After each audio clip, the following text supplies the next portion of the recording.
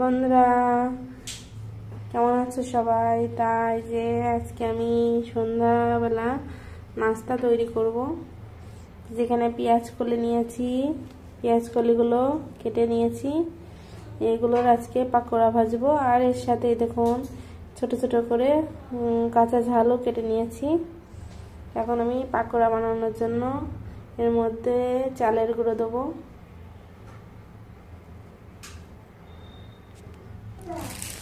যে চালের গুঁড়ো দিলাম, অনেকটা পরিমাণ চালের গুঁড়ো দিতে হবে। চালের গুঁড়োটা দিলে আপনার মচমচে হবে ভালো। আর চালের গুঁড়ো শুধু দিয়েও করা যায়, আর যদি বেসন থাকে তাহলে বেসনও দেবেন অল্প করে, তাহলে খাস্তা হবে ভালো।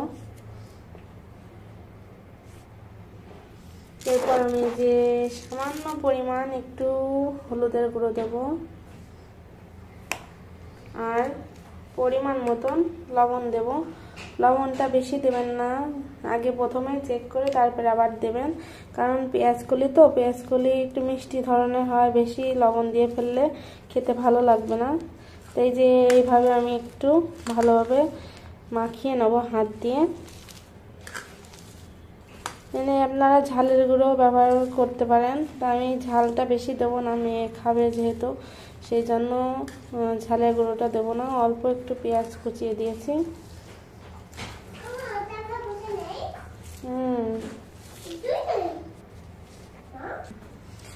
তাই যে এখানে আমি ভালোভাবে আটা দিয়ে আর বেসন দিয়ে ভালোভাবে মাখিয়ে নিয়েছি। এবার অল্প অল্প জল দেবেন, যেন বেশি জল না হয়ে যায়। অল্প অল্প জল দিয়ে এটা মাখিয়ে নিতে হবে।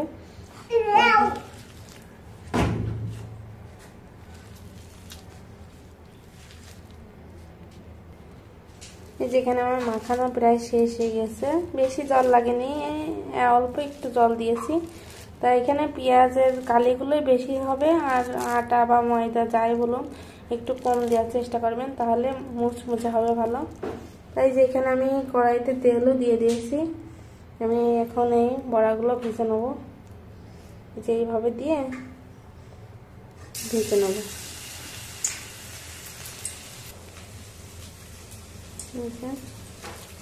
এইভাবে মুট মুট করে এখানে দিয়ে দেবো।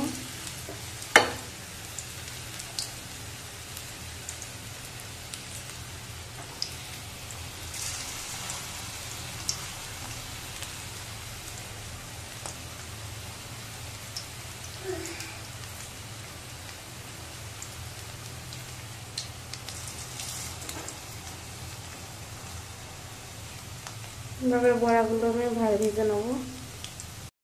বন্ধুরা এই বড়াটা ভাজতে বেশি সময় লাগে না, এরকম অল্প একটু সময়ের মধ্যে বড়াটা ভাজা হয়ে যায়। আর বেশি কড়া করে ভাজবেন না, তাহলে খেতে ভালো লাগবে না। এই যে আমার মতন এমন লালচে লালচে করে ভেজে নেবেন।